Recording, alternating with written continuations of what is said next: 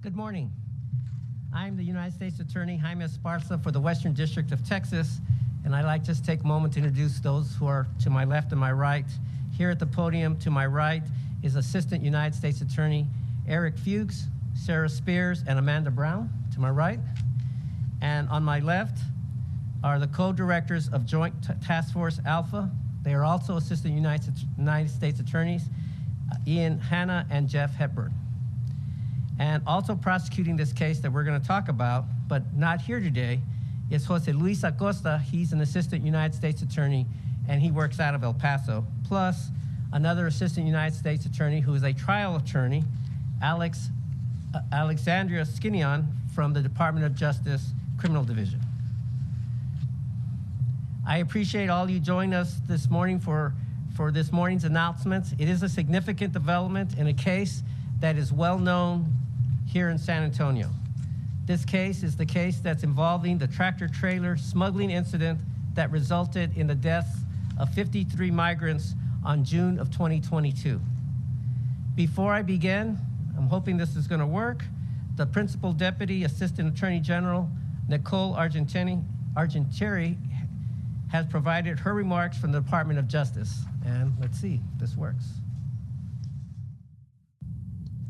Today, the department announces the arrest of Rigoberto Miranda Orozco, a Guatemalan national, for his alleged role in a human smuggling operation that resulted in the tragic deaths of 53 victims, including children, in a tractor trailer in San Antonio, Texas, in June 2022. According to the indictment unsealed yesterday, Miranda Orozco participated in a human smuggling organization that allegedly used trucks and stash houses to move migrants from Guatemala to Mexico and then across the United States-Mexico border. In the weeks leading up to the June 2022 operation, Miranda Orozco secured payments from migrants who were citizens of Guatemala and then worked with his co-conspirators to smuggle and transport the migrants north from Guatemala. As the indictment lays out, on June 27, 2022, 65 individuals who had made arrangements with the smuggling organization, including children and a pregnant woman, were loaded into a tractor trailer to be transported. According to the indictment, the trailer's air conditioning was not working properly as it drove north on a Texas interstate. As temperatures rose, some of the migrants inside the trailer allegedly lost consciousness, while others clawed at the walls, trying to escape. By the time the tractor trailer reached San Antonio, the indictment alleges that 48 migrants had already died. And another 5 migrants died after being transported to local hospitals. Among those that died were 6 children and a pregnant woman. Earlier this week, Guatemalan authorities arrested Miranda Orozco at the request of the United States, along with several other members of the smuggling organization whom the Guatemalan government intends to prosecute in Guatemala. The department is pursuing Miranda Orozco's extradition. His capture is just the latest in a number of arrests of members of the smuggling organization that are responsible for this horrific and fatal event. To date, 4 of these defendants have pleaded guilty. This tragedy serves as a dire warning of the dangers that migrants face when they put their lives in the hands of human smugglers. Smugglers who are willing to expose migrants to life-threatening conditions for their own financial gain. Prosecuting these dangerous organizations is a critical priority for the DOJ. We will continue to work with our domestic and international law enforcement partners to investigate these cases as long as it takes to bring perpetrators to justice. Today's announcement is the result of outstanding work led by members of Joint Task Force Alpha, an interagency collaboration between the Department of Justice and Homeland Security that includes prosecutors in the Criminal Division's Human Rights and Special Prosecutions Section and the U.S. Attorney's Office for the Western District of Texas. I also want to express my deep appreciation to our key law enforcement partners at Homeland Security Investigations in Texas, Guatemala, and Washington, D.C., whose dedication and skills made yesterday's arrest possible. Finally, I would like to convey my sincere gratitude for the substantial cooperation we received from Guatemalan authorities. Thank you.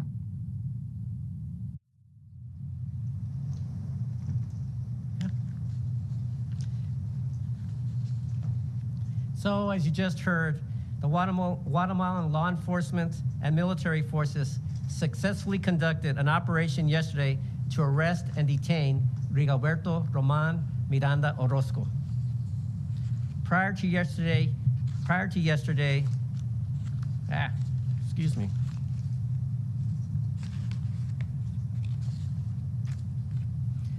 Our investigation led us to indict Miranda Orozco, who allegedly secured paying clients to be smuggled from Guatemala to the United States.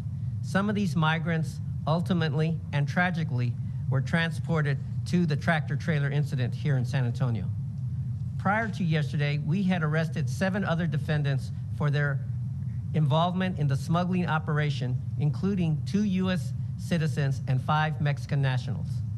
As you heard just now, 4 of those defendants have pled guilty. The 3 others are set for trial October 21st of this year. Today, our announcement is a significant development in our case involving the tractor-trailer. As our indictment says, Miranda Orozco, the defendant, is allegedly responsible for at least 3 of those deaths out of the 53 people who died in the tractor-trailer. 8 children were in the tractor-trailer. 6 died. A pregnant woman was in the tractor-trailer. She died. In addition to the 53 total deaths, 11 other migrants were injured. Our indictment charges Miranda Orozco with 6 counts, all related to migrant smuggling resulting in death or serious bodily injury. He now faces up to life in prison. We will prosecute Miranda Orozco as aggressively as possible, as we seek justice for those who perished and for those who were injured. Not only do we seek justice for the deceased and those who are injured, but we aim to send a message to others involved in smuggling of humans. Our investigation has led us far beyond our borders, further than the area of San Antonio, and certainly Laredo, to the streets of Guatemala, where we ultimately caught Miranda Orozco. Partnerships among multiple agencies and collaboration with international authorities made this mission happen. I can't state that enough. Our collaboration with multiple agencies and the international authorities is why we're able to make this significant announcement. We will continue to investigate. We will continue to work together. We will continue to hold those who illegally value profit over human life. I'd like to thank Homeland Security Investigations, the San Antonio Division, along with many other supporting law enforcement agencies for their hard work and dedication in this investigation. And I am grateful that the prosecution in this case remains a high priority for the Department of Justice. They continue to commit valuable resources to this case. Joint Task Force Alpha and the Department of Justice have provided significant assistance, including coordination and collaboration with Guatemalan authorities. Their continued efforts, and those are the efforts of the Department of Justice and especially Joint Task Force Alpha, enabled us to identify and bring to justice those who perpetrated this terrible crime, the crime that claimed dozens of lives. It's now my pleasure to welcome Joint Task Force Alpha, the 2 co-directors, both Jim and Ian, who are to my left. Ian will now give you a few remarks. He'll be able to answer questions regarding Joint Task Force Alpha and their involvement in this case. Plus, he will provide additional remarks in Spanish. Ian?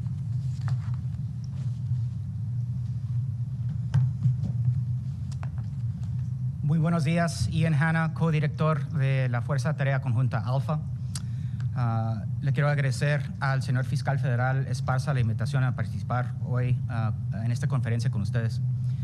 El Departamento de Justicia de los Estados Unidos, junto con sus socios nacionales e internacionales, ha llevado a cabo una importante operación que desmanteló una red de contrabando de personas con sede en Guatemala. En junio de 2022, esta red contrabandeó personas a Estados Unidos en un viaje que terminó con la muerte de 53 migrantes aquí en San Antonio, Texas.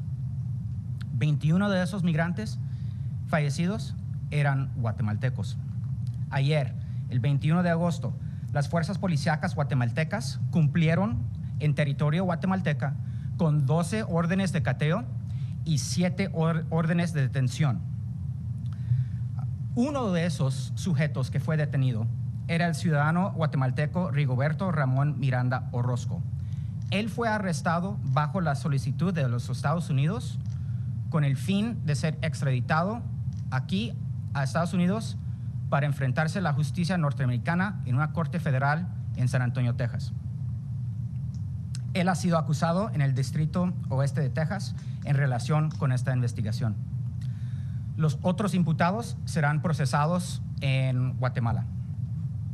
El señor Miranda Orozco, de 47 años, cuya acusación formal se dio a conocer ayer, presuntamente conspiró con otros contrabandistas para facilitar el viaje de 4 migrantes desde Guatemala a través de México y en última instancia a los Estados Unidos. Presuntamente les cobró a estos migrantes o sus familiares o amigos entre $2,000 y $15,000 cada uno por el viaje. La acusación formal alega que 3 de estos migrantes fallecieron en el tráiler y el cuarto sufrió lesiones corporales graves. El señor Miranda Orozco está acusado de 6 cargos relacionados con el tráfico ilícito de migrantes con resultado de muerte o lesiones corporales graves.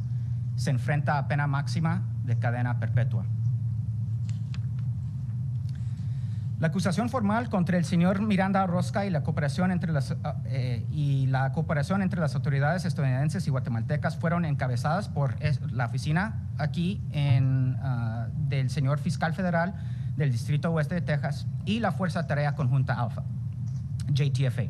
JTFA fue creada por el fiscal general Merrick Garland en junio de 2021 en asociación con el Departamento de Seguridad Nacional para fortalecer los esfuerzos generales del departamento para combatir estos tipos de delitos.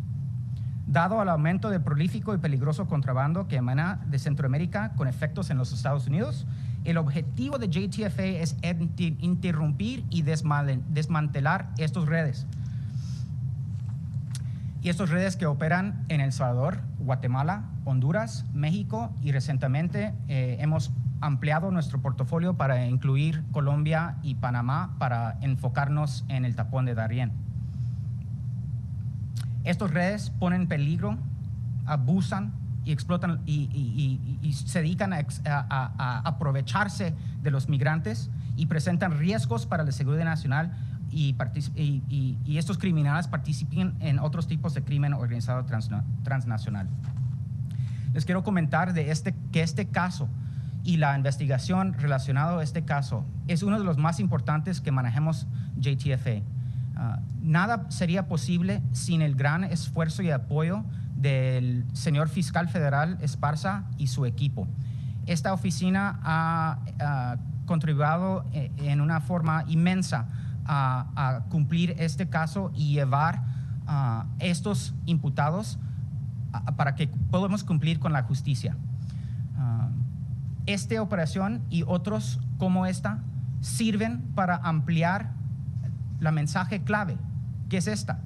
Si usted se dedica a lucrarse de este tipo de contrabando, si se dedica a hacer rendir ganancias de la miseria de gente, y si usted piensa que está a salvo porque se encuentra afuera del territorio nacional de Estados Unidos, está equivocado.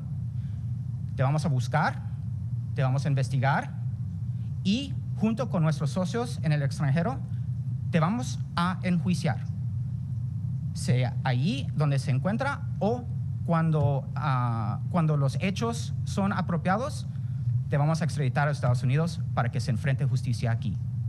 Gracias.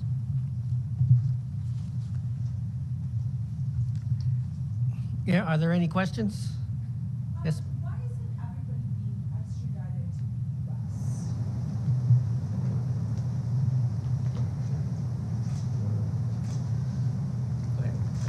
The short answer is that because the Guatemalans have their own case, and here in the United States, here in the Western District, is a separate case, right? They're based around the same facts, but the Guatemalans are going to prosecute the folks that they have the best evidence on, and we're going to prosecute the folks that we have the best evidence on. That's the short answer. I don't know if you want.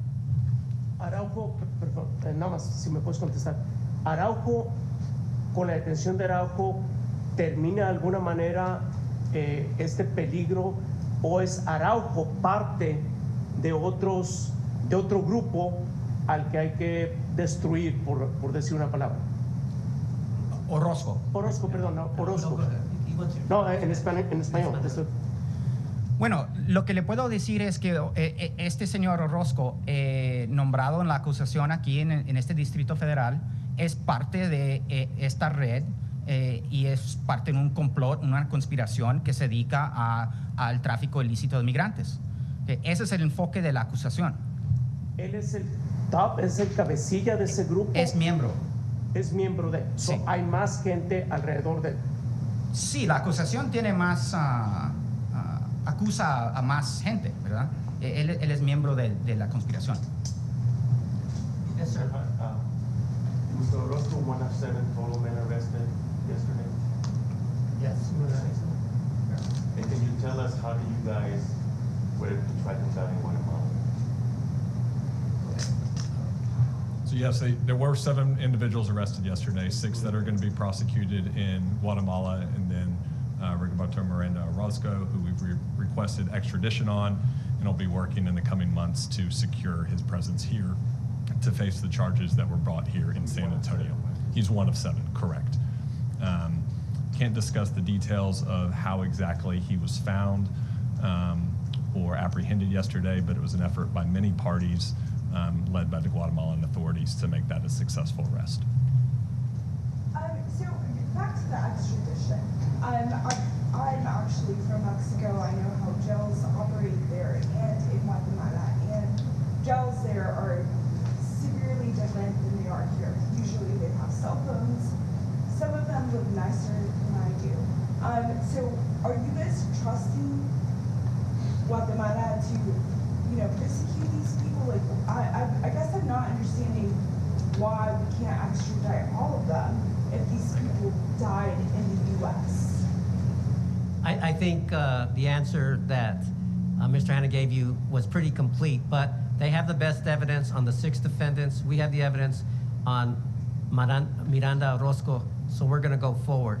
I have to tell you that we are extremely pleased and grateful for the coordination and cooperation with the Guatemalan authorities. This would not have been possible without their assistance. And so we have no question in our mind that those that they prosecute in Guatemala will get the justice they deserve in Guatemala. And we are certainly going to aggressively prosecute Miranda Orozco for the offenses that he committed. So are all working so closely with them? Can't Guatemala give you guys evidence that you guys need to extradite them and charge them and persecute them here? I don't know how to, other than to tell you, is that we think that the smart way to go to make sure that everyone receives the justice they deserve is to allow the Guatemalans to deal with the 6 defendants that they're going to deal with, and that we deal with the Miranda Orozco here in the Western District. So are all 7 involved in the deaths of the 3 migrants that you believe that are connected to the 53 migrants here? Or is it just Miranda Orozco? So unfortunately, we can't comment on the investigation in Guatemala and on their targets.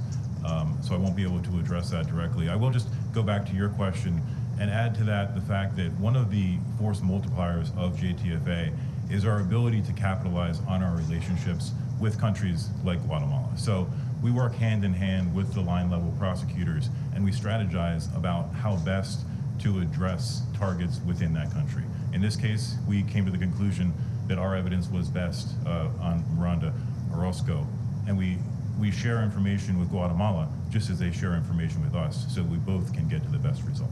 So what makes him different than the other 6 that were arrested? Why is the U.S. prosecuting him specifically and not the other 6? I can't comment on the details of that, but it was a strategic decision made after looking at the evidence in the United States and in Guatemala. You say strategy, but I mean, 53 people died. I guess I'm still not understanding what part of the strategy, makes him different, or what gives us, I guess, entitlement to persecute him specifically. As court proceedings go forward, you'll get more details about the evidence against Mr. Miranda Orozco. Este es el cierre ya de la... Este es para la persona que habla español. No recuerdo tu nombre. ¿Cómo te llamas? Ian Hanna. Ian. Con esto se cierra el capítulo de los 53 migrantes que mueren aquí en San Antonio, o todavía sigue. ¿En dónde estamos ahorita? Bueno, no le puedo comentar sobre si hay o no hay más pasos investigativos que se van a llevar a cabo, pero lo que le puedo decir es hay una acusación. Eso le da los detalles sobre los imputados en ese documento. Y como dijo mi socio Jim, cuando empezamos a tomar los pasos en frente de un juez durante un juicio, muchos de los detalles se van a revelar y en ese momento vamos a poder comentar más. Y simplemente para decirlo en español, la razón principal por la que Orozco está aquí y los otros no es la evidencia. Nosotros vamos donde nos lleva la evidencia y los hechos. So are you including all 7 of them in their involvement of the 53 migrants, or just Orozco? So as the indictment charges, we've charged that Mr. Miranda Orozco, in the weeks leading up to June 27th, he worked to secure paying clients down in Guatemala. Once he had enough for his next smuggling venture, he coordinated with other co-conspirators to transport and harbor those people from Guatemala up through Mexico to Nuevo Laredo, where they eventually crossed in the United States. As we've charged, we've linked 4 of his smuggling clients ended up on the back of that tractor trailer that day on that fatal trip, 3 of who eventually died. But the other 6 that were arrested, you guys don't have sufficient evidence to connect them to the 53 migrants. We can't comment on the details of the Guatemalans' investigation, but we can link and have charged Mr. Miranda Orozco with 4 migrants that he specifically originated and coordinated the transportation of, 3 of who ended up perishing. Do you guys expect to make more arrests? And then my second question is, you guys keep talking about a message for these smugglers. What is that message that you want smugglers to take away from this? I think the message is that we will pursue you. We will pursue you whether you're hiding here in the United States or you're hiding elsewhere. We'll use all our resources in order to make sure that we seek you down and ensure that those the migrants who you abuse and take advantage of will be held accountable. The most significant part, I think, is not just that we have Miranda Orozco here in the Western District, it is that we were able to, with the help of JTF Alpha and the team here, that we were able to coordinate with international agencies to make sure that we continued the investigation and pursue those who are responsible for what happened here in San Antonio, the deaths of the 53 at the trailer. And so that is a huge thing, that we have such international cooperation. So the message is, if you seek to profit off the backs of these migrants over their livelihood, we will pursue you. And we are going to make sure that justice is had, not just for those, in this case, who died or those who were injured, but it's a community issue as well.